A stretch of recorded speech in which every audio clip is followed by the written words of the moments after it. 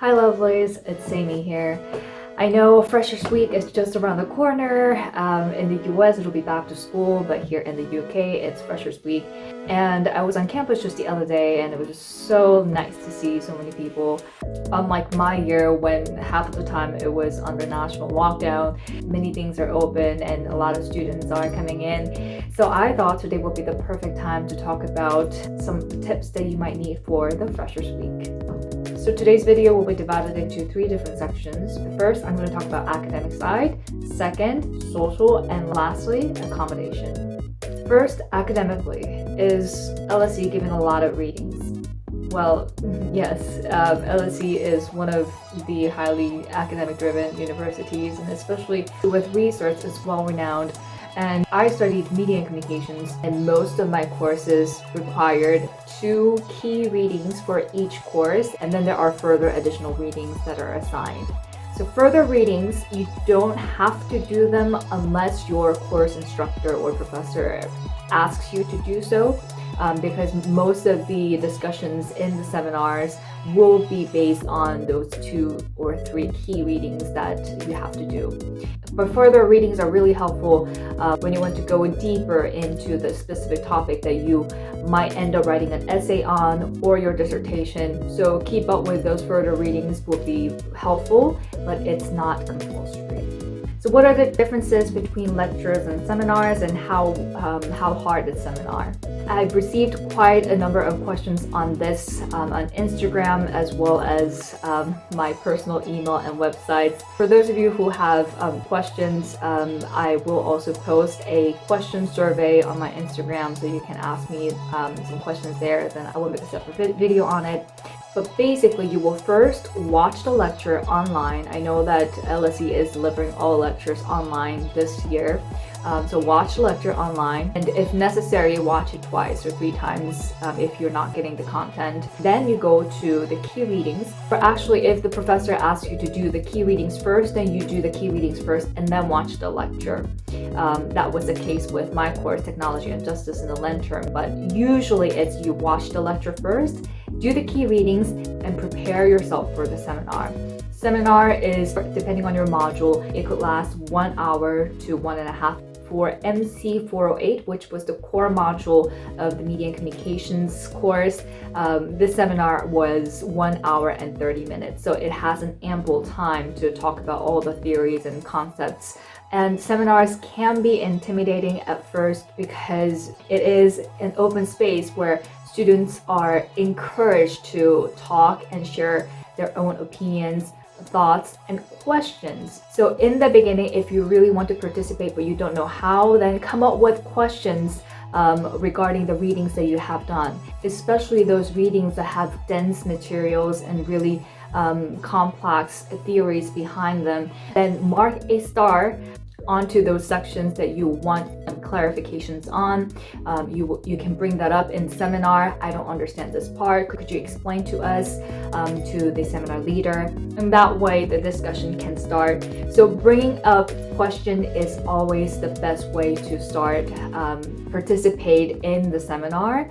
And then once you get comfortable with posing more questions, then you can start thinking about what ideas I can bring up to the seminar that are relevant to nowadays issues. So some of the theories and concepts might be from, I don't know, like early 1900s or 1950s and 60s. Make a linkage to the modern day examples, then you can apply these theories to. That way, seminar discussion will be exhilarating, really fun. How do you take notes? So with master studies, note-taking should be a little bit different from what you have done in the undergrad, because most readings are very dense and you want to read it critically. So what I recommend is the Cornell note-taking, and I will actually make a separate video about this. But basically, Cornell note-taking is on a 1-page paper. You put a heading above, and on the side you have the main content, and right on the left you make a list of core concepts and key points that you want to remember. And then lastly, there is a conclusion part where you, in your own words, you conclude what this whole article was about. So in that way, you will have a very structured idea about this one particular academic journal article or a reading material. Now let's talk about social.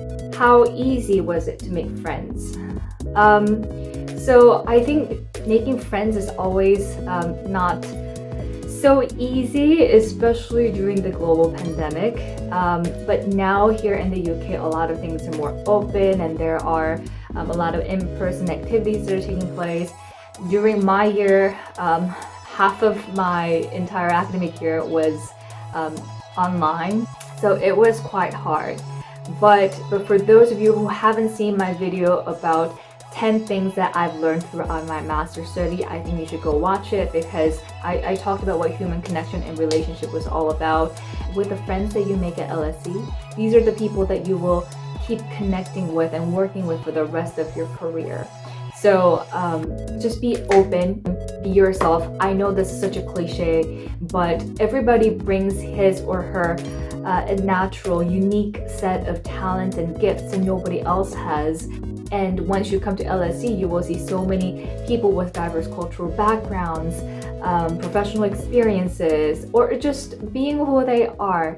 You will learn so much. And I have an amazing set of friends. I don't have too many, but I have an amazing set of friends who just I constantly learn from. So just be yourself, be active in the beginning of the term, because usually within the school setting, a lot of things happen in the beginning, and that sort of sets the whole tone of the entire academic year. So in the beginning, just make sure that you are open, you're genuinely there to build a relationship with people. And if there are people who you don't think that you will connect, then just forget about it. Walk away from them. It's okay. You know, we're not supposed to be friends with everybody. As I emphasized, it's about really connecting with those whom you think you will really connect with and genuinely inspire each other. And I know that you will meet those great people here at LSE, because I did too. Now, housing. Okay, so many of you probably know that I made a video about one of the student accommodation halls here in London near Tower Bridge. It was a postgrad only student accommodation hall called Loveless Wharf, and you guys could check that video out if you haven't watched it. My reason for choosing to live in student accommodation hall was because, first of all, I didn't have enough time to do an apartment hunting before I flew over to London. And two, I wanted to make sure that I have a community of people who are in the same environments, who are going through the same thing that I was. And, you know, of course, as a person who was in the professional field for almost 10 years and having her own place for so long, the quality of life, of course, drastically drops to a student level. But you know, you can't get everything at once. You have to pay a price if you want to get something. So for me, I got an amazing flatmates whom I still connect with, and one of them actually lives quite near to where I am right now. So we get together quite often, and it's really important to have that solidarity in your living condition, because it's gonna be doing a master's in 1 year is very, very rigorous, and there will be times that you will feel psychologically, emotionally, and spiritually drained, and having friends right next to you makes a big difference just by talking with them. So I think in that sense, I'm all pro student accommodation hall, but also bear in mind that if you have experiences with living alone for a long time before coming to LSE for a master's program, then you will have to really give up on the standard of lifestyle that you used to have as a professional. And that includes a super small sized bed, a mattress that might give you a back pain every morning, things like that. And for those of you who are looking for a non-student related accommodation place, then you can also look for private property. London housing market moves so fast.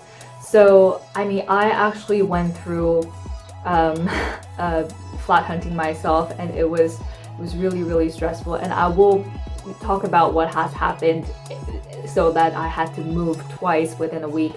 But basically, I will recommend the following 3 websites: Spare Room, Zoopla, and Rightmove. And you can find a room in a flat share or 2-bedroom house if you are coming to do your master's with your partner. So there are those options, and if you are more interested in how to find a housing in London, do drop me a message down below. So yeah, I really hope that this was helpful. I know starting a new life in a new city, new everything is so hard, and my personal experiences the past year have been really hard, and I want to be the help source for as many people as possible.